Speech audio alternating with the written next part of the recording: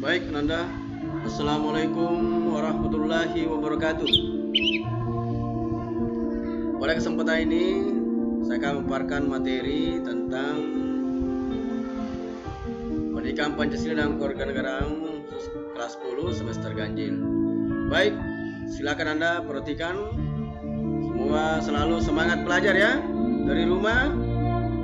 Mudah-mudahan musibah ini atau pandemi ini kita bisa lewati dengan sehingga terjadi nanti tatap muka.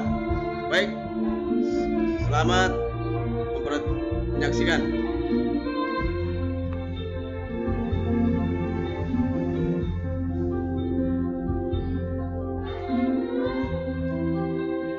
Ya, pada kesempatan ini saya akan membawakan materi Ananda pembagian kekuasaan dan khusus di pemerintah Indonesia serta nanti etika dalam penyelenggaraan pemerintahan.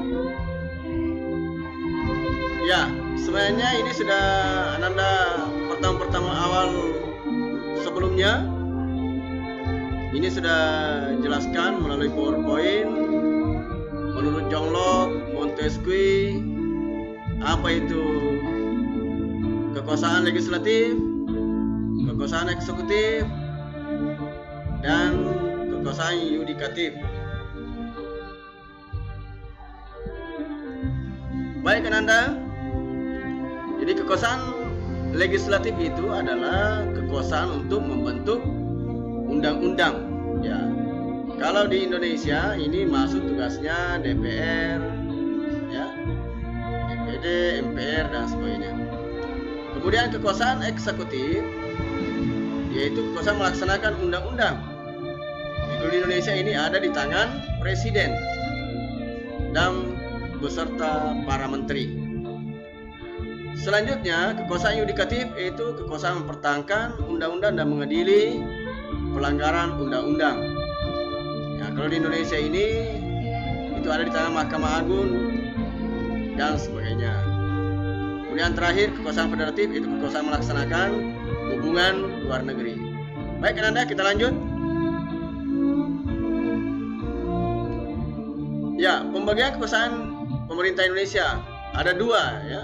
Jadi pembagian secara horizontal dan pembagian secara vertikal.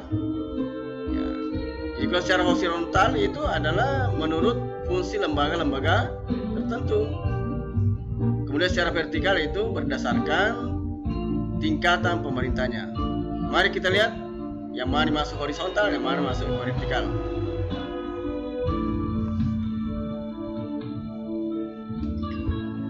Ya, secara vertikal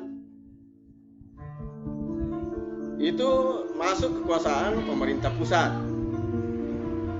kekuasaan pemerintah provinsi, ya. Kemudian kekuasaan pemerintah kabupaten atau kota. Ya, ini secara vertikal mulai dari tingkat terendah sampai tingkat tertinggi. Kemudian yang mana dimasuk horizontal yaitu kekuasaan konstitutif, kekuasaan eksekutif, kekuasaan legislatif, ya, dan kekuasaan yudikatif. Maksudnya ini bagaimana hubungan antara kekuasaan-kekuasaan ini secara kelembagaan. Ya, ini dijelaskan dalam pasal 18 Undang-Undang Negara Republik Indonesia tahun 1945. Baik, kita lanjut.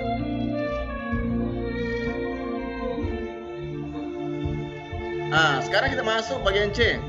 Aktualisasi nilai Pancasila dalam penyelenggaraan pemerintahan. Ya, ini Pancasila jadikan etika dalam kehidupan bernegara. Penerapan Pancasila dalam pasal-pasal Undang-Undang Dasar Negara Republik Indonesia tahun 1945 serta penerapan nilai Pancasila dalam kebijakan negara. Nah, apa yang dimaksud banyak etika? Apa yang dimaksud etika? Ya? Etika itu adalah suatu cabang falsafah dari ilmu kemanusiaan yang membahas sistem pemikiran mendasar tentang ajaran moral. Ya, intinya di sini adalah berkaitan dengan adab dan moral. Ya, etika ini sangat dibutuhkan dalam kehidupan berbangsa dan bernegara. para pejabat supaya kalau dia punya etika, dia tidak akan sampai terjerumus dalam korupsi. Kemudian sebagai kita rakyat, kalau kita beretika dalam kehidupan berbangsa dan bernegara, ya penyelenggaraan pemerintah itu akan teratur, aman, lancar dan sebagainya. Kemudian kita lanjut penerapan nilai-nilai Pancasila. Ini sudah dibahas sebelumnya. Bagaimana nilai-nilai Pancasila itu mulai sila pertama sampai sila kelima dalam kehidupan berbangsa dan bernegara.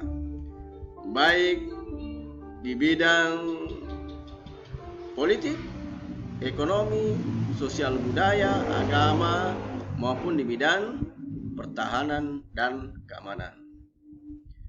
Baik Ananda, pada kesempatan ini sekira cukup